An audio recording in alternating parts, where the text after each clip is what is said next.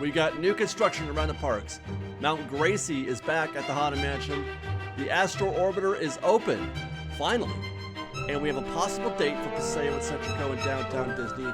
But let's first talk about Tianas Bayou Adventure, where the trees have leaves, the hill has more color, and we got our first look at the new animatronics built for this ride, which, by the way, look state of the art. And that's our current look at the top of Tianas Bayou Adventure, where each week we're seeing more foliage added, more color added, more definition to this mountain, hill, salt mine. All these open areas, or I should say most of these open areas that you're seeing in frame now, are most likely also going to be covered in more of that ivy-looking greenery. Look at that. They put a tarp over the top of the barn on that lift hill. We'll get another look at that here when we get on the ground. We had rain again on this morning, so we're not going to see a lot of crews on the mountain today, but there is one construction worker back there. We'll take this down to the Harbor Galley, take a look at that lift hill that has been covered in a plastic tarp. We can see that there has been a layer of sheathing added to, the first layer was just plywood basically, and now they've added a layer of sheathing. I'm not sure if this is a first or second layer. There's usually multiple layers, and that's one of them. There's that purple layer inside there, weatherproofing, etc. So I'm not sure what's next there. I don't know if they put anything in between, but that barn is going to go through some stages here quickly. But in the next couple of weeks, we'll see the roof, the actual, the tiles for the roof get added. And here we go. Last week we had just the tree trunk, and today we have our first signs of leaves and branches and another tree in this frame. We couldn't see this one before, and even more fun is I didn't notice this on the ground when I was shooting it, but that's Spanish moss that they have begun to adorn this tree with, which again is going to go a long way to adding that swampy effect to these trees and to this exterior. And there's a third tree now. We're at least 3, and this tree also has leaves and branches added. I can't wait. I can't wait. We'll go to the drop just to see if we can't spot anything. I feel like they're moving at a very quick pace these days, so I do expect to see something happening here at this view in the near-ish future. We'll keep looking every week until we find something. And I'm talking about, Mama Odie and her potions, the bottles that hang from the drop, the top of the drop, right about where that cast member is, that construction worker is there. Here's that new color, yellow. This is the first sign of yellow. So far we've seen pink and white, and now they're adding in some yellow to that foliage that's on that side of the mountain there. And again, I would expect more of this. This is going to keep going. They're going to keep adding this right up until near the very end. From the Hungry Bear, we get another look at the trees that have been added. I see one. It's really dark here because, again, we're backlit. I got to start shooting this at a different time of day. I see at least 3 trees in the frame there. There we go. We have a 4th tree back on the other side of that scaffolding. We're seeing only the top of that tree there, but that is at least a 4th tree. This right here, what we're looking at right in the middle of the frame, is where the boats first start to make that U-turn around the near bottom of the drop before they head up the hill. This caught my eye, and it's to be expected. The briar patch, they're gradually removing the grass, the tall grass, the leafy grass there, and the carrots. Those have been removed, and they've been replacing it with turf. I'm sure that's not the final, the final look, but keep an eye on that. We'll see how that develops and see if we can get any clues from there. Meanwhile, we'll head back to the backside where their scrim is still up at the entrance and the rear of the attraction. Trying again to see if I can determine what, if anything. Okay, they've added sheathing to the top of that barn structure. It used to be the old guest photo location. Nothing new to report from Tiana's tunnel. Still just the purple sheathing in there. And again, I don't expect we'll be able to see anything happen here other than them close that up. They are still working on the roof as well, turning that into mountain of some kind. But that's pretty much what we're going to see here, is how they convert this into something that looks like a hill or a mountain or, a bayou. Wouldn't that be cool if they could turn that into more bayou looking space? And just like the barn, the Lift Hill barn, the entrance barn has gotten its next layer, the sheathing. Last week was plywood, this week sheathing. We did, of course, go on the Mark Twain. There's a look at Tiana's Bayou Adventure from the Rivers of America. And there's that U-turn, the turnaround that we were seeing from the Hungry Bear, and that new concrete down there. That white concrete that you're seeing will eventually be covered in swampy moss type greenery and water. Where the concrete is on the left side of that concrete, I'm expecting water. While I was on the Adventureland Treehouse, I thought I would take a peek into the Haunted Mansion, the courtyard area, to see if I could see anything. Again, rainy day though, not a lot of movement, and just mostly equipment in frame here. Although we can see a pile of rubble right behind that tree. Kind of brickish looking rubble. From the space in front of Tiana's Bayou Adventure, here's a look at the exit, where we're going to be getting a new gift shop. Nothing to report from this angle.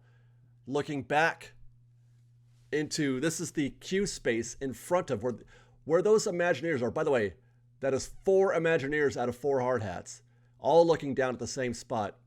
Where they're standing is approximately the fake green grass out in front of the Haunted Mansion. There's Mount Gracey. I feel like that's new dirt. They dug up one Mount Gracey, filled it back in again, and now I think they've dug a trench right where these guys are standing. There's a giant gaping trench in front of the Haunted Mansion itself, which is alarming. Oh, we got a black hat. I don't know what black hats are. But those look like some seasoned Imagineers down there on the ground checking out the Haunted Mansion. Get back on the Mark Twain. Check out Mount Gracey back there. You can see it in the distance in the corner. I could not see anything through the lens today when I was shooting this, so hopefully it doesn't affect our results today, but I could not see what I was shooting. So there's the exit. Once more, it looks like they've got some tarp over there. I didn't see this on the ground before, but it looks like there's some tarp over there. And then there's the space where the forward queue meets the rear queue, exterior queue, retaining wall. But yeah, I mean, I don't see anything worth noting. There's the dirt, or some of that dirt. This is what gives me the idea that maybe there's a trench there, because that looks like they dug something up in front of the mansion. And as we pan to the left here, what you're seeing is going towards the courtyard. That tree right there is about where the old Fast Pass station was. That's the Haunted Mansion. Let's cleanse the timeline a bit once more with the Astro Orbiter, which is finally open. You're looking at a working Astro Orbiter. Walls are down, guests are in the queue and in their rockets flying through space. This makes me really happy. An Astro Orbiter is not, exactly an e-ticket, but it's legendary status. It belongs here in Tomorrowland, and I'm thrilled to see that she's back up and running again. Makes for a great entrance, in my opinion, into Tomorrowland. I know that there's a lot of us that would prefer it back be, on top of the People Mover structure there, which would be delightful. But I do love how this frames the entrance to Tomorrowland. Meanwhile, in Tomorrowland, in addition to the Astro Orbiter reopening, this week marks the beginning of Star Wars Season of the Force. So there's going to be some changes happening around the rest of Tomorrowland. That's Space Mountain. Actually, that is now Hyperspace Mountain. It'll be this way for the duration of Season of the Force into May. While I was here, I noticed some apparatus covered in a plastic tarp. At first I thought, wow, that's interesting. But then I realized I'm pretty sure that these are spotlights. They use these at night as part of Season of the Force, if they're doing a show or some kind of event at Season of the Force. Star Tours, when I went by here, was a 75-minute wait, you guys. Star Tours was 75 minutes. New scenes at Star Tours, which you should hopefully have already seen. We covered Season of the Force yesterday. That is in yesterday's video. That includes the new scenes at Star Tours and a ride on Hyperspace Mountain. Look at that queue. Wow, they're using all of that Star Tours queue today. There's the Jabba the Hutt popcorn bucket. Very popular item, as evidenced by the size of this queue at the popcorn cart in Tomorrowland. Everybody's getting one of those. There's also a Millennium Falcon popcorn bucket, but Jabba was really the star of the show. Guess this is a good time to get on the monorail and head to downtown Disney, where we've got a really fun update for you. We've got a lot of progress, a lot of steel at Parkside Market. We've got news about Tortilla Joes and a possible date for Paseo and Centrico.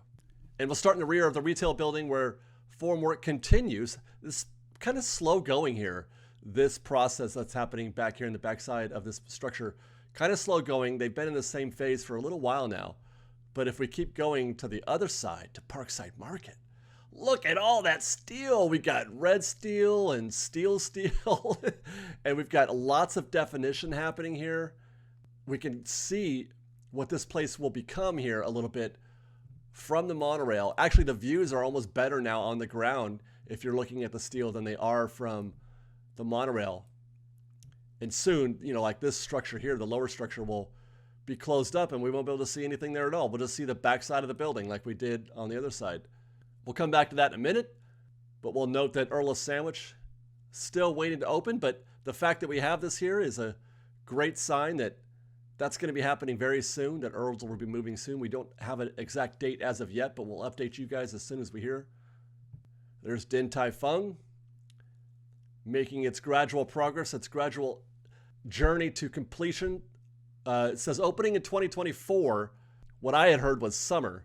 I don't feel like they're on time for that though, but we'll see. What are we? It's April now as we record this, so we're looking at about 3 or 4 months. I mean, I suppose they could finish this in 3 or 4 months. There's some kind of covering. This is where we saw glass a few weeks ago. There's some kind of covering on there. I can't tell if that's a plastic wrap covering the glass because they're doing some sort of, maybe they're doing paint or something like that. As a matter of fact, there is one construction worker right there. See, he is applying some kind of, that's not paint, that is plaster. We've got a new layer of sheathing out here in front of the retail building, and you can kind of, well, you can hear them working in there. And I'm just trying to see if the camera can't pick up anything that's happening inside, but that's covered also in a plastic covering. Here is the Parkside Market.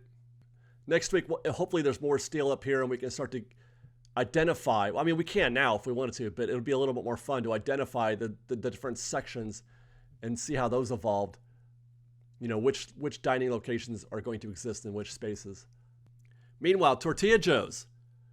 It finally met its end. Tortilla Joes is now closed as of this record. It was open when we shot this, but in the days since, Tortilla Joes has closed and it is now closed permanently.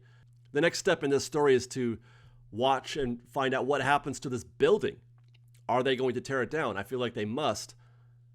It just seems like the natural progression of things. What else are you going to put in that building besides something else that looks like it belongs in a structure with this kind of design? As I've said in the past, Tortilla Joes is a very specific building. Stay tuned. Centrico.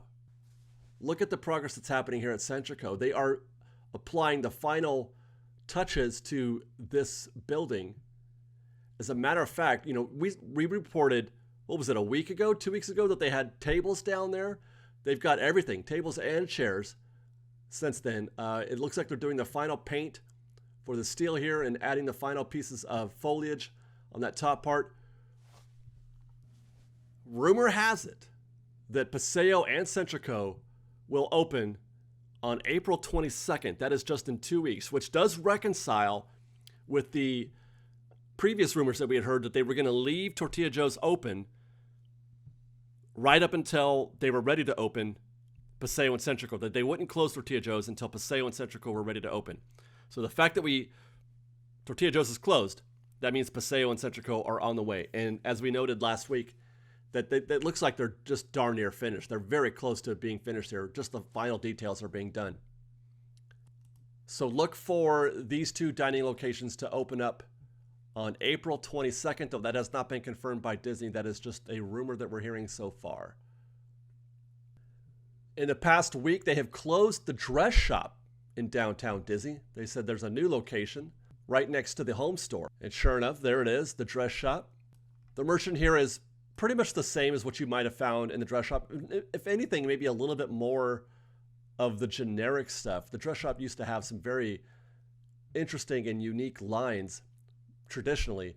I don't know if that's going to continue here, but this looks mostly like the kind of stuff you can get. Okay, the Three Caballeros. That's okay. That's what I'm talking about. They have a Three Caballeros line, which you're not going to find that anywhere else in the park, I don't think. This is Coco, though. But that jacket looked great. I really enjoyed that. Looks cute in here. I would assume this is permanent. I don't know what the future is for the Wonderground Gallery, though I expect that they're... Oh, that's adorable. Okay, this is the Alice in Wonderland line. I love this. That's great. I don't know what the future is for the Wonderground Gallery, or if there even is one. What I can say, though, is the future of the old dress shop is that it's going to become more Marcelines. They are going to expand Marcelines into that space. So I'm shooting our State of DCA report, and I'm walking through Radiator Springs Racers, and I saw something over Cadillac Range, a crane, although I didn't shoot it, but it caught my attention. I just thought maybe it was always there. But then as I'm walking through Pixar Pier, you could see there's the crane again, and that's when I remembered that Incredicoaster is closed. So I'm wondering if that crane is being used for Incredicoaster. Unfortunately, it's so far back there, it's really difficult to tell where it exists in relation to DCA and, let's say, Catella Avenue. I couldn't decide or couldn't tell if that crane exists on the Disneyland side of Catella or on the Anaheim Convention side. You can't really see through any of this. There's very little relational perspective, which is a great excuse to get on the Pixar Pal Around, see if we can't find that crane here as well to help answer that question. And I must admit, it didn't really help at all. There's the crane. I mean, I guess this does look like it's on our side of the street, but it's still backstage. It's not on stage. It's not. I can't tell if they're using that for some other purpose or if it's for Incredicoaster. I mean, it's not in operation, so that would make things difficult to determine. So it's a mystery. I want to find out what that crane is for. Fascinating. While we were on the Pixar Pal Around, I went ahead and looked left to see if we can't find anything over the wall at Little Mermaid to see what's going on with that, what we're expecting to be a queue expansion for Lightning Lane. And it looks like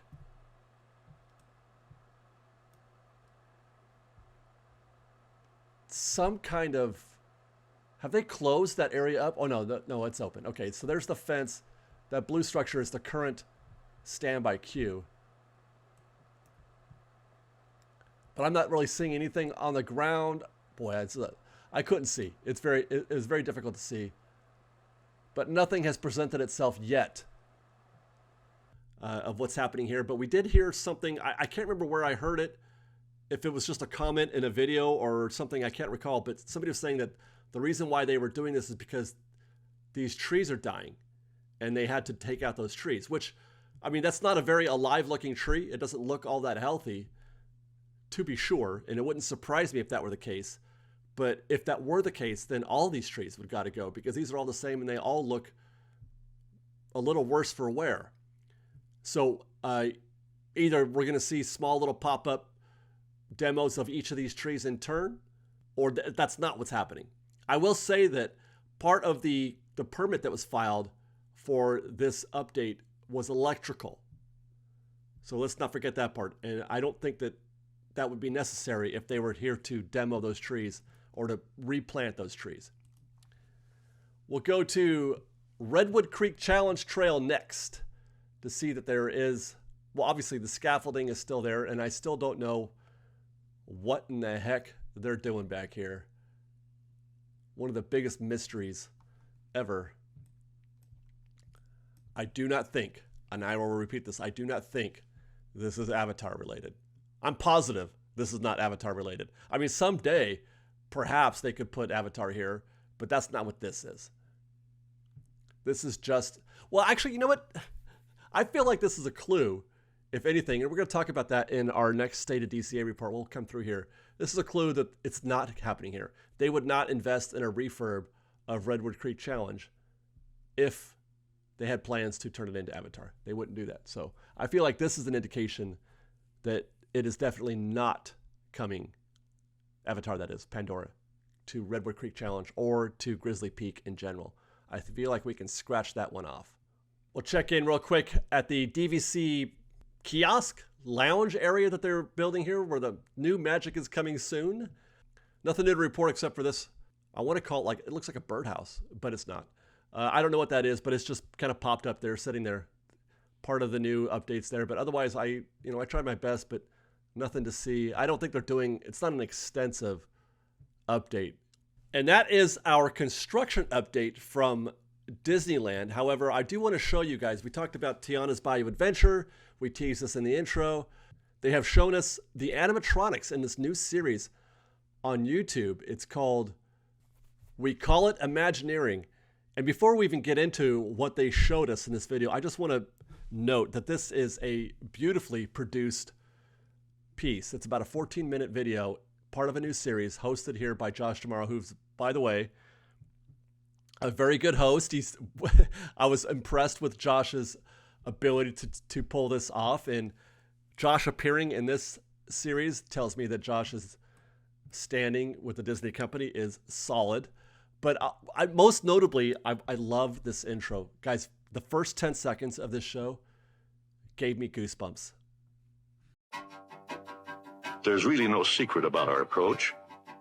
We keep moving forward. Opening up new doors. But we're here to check out the animatronics. Guys, this is a great show. We're here to check out these animatronics. I'm fast forwarding through all this, but some of the stuff that I'm fast forwarding through is wonderful. And there's Mama Odie, our first look at Mama Odie in action. She's going to be appearing at the top of the lift hill. There's Lewis. This is going to be difficult to keep up with. And here's our first look at Tiana, one of the Tianas that's going to appear. That's actually Tiana sitting on a log, which they have not yet finished. It's still in its sort of beta phase. But that was, if I'm not mistaken, Lewis's butt sticking out. Yeah, that's Lewis's butt sticking out of that log. Reminiscent, by the way, of prior scenes that you would have found at Critter Country. But you have to be impressed with Tiana's movements. She is state of the art. Very smooth, very finished, looks wonderful. But not, actually, she's not the most impressive thing, in my opinion. I feel like Mama Odie is dressed and looks terrific, very realistic. But for me, it's Lewis. He's going to steal this show. Lewis is going to steal the show.